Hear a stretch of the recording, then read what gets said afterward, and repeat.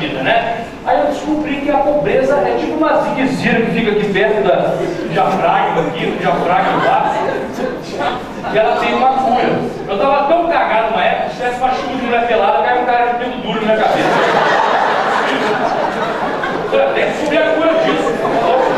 Eu descobri, vou passar para vocês, se vocês estiverem cagados, ferrados financeiramente, não tiverem amigos, vocês podem passar isso para os amigos também. A gente tem o nosso site oficial, depois vocês procuram no site lá, vai ter essa receita tão maravilhosa para vocês, não é verdade?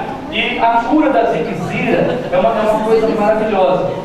Você pode chegar na sua casa hoje mesmo, se você tiver um copo virgem daquele comprado em 99, que seu copo vai vagabundo, que está lá no final do estoque, ninguém quer comprar. Você compra aquele copo, está empoeirado, pode deixar empoeirado, aí você vai fazer o seu cocô na sua privada.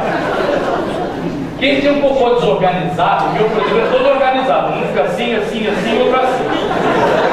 Mas quem não tem essa organização toda, é tudo bagunçado, pega as costas da colher, empurra o cocô, aí pega aquela água, deixa com 3 cigarros dentro do copo, de um dia pro outro, deixa curtindo aquela água. Aí vocês vão lá na Cracolândia, em São Paulo.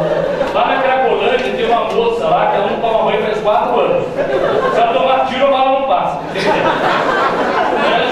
Assim, aí joga essa água aqui na nuca dela, vai escorrer aqui no dedo, você pega a água,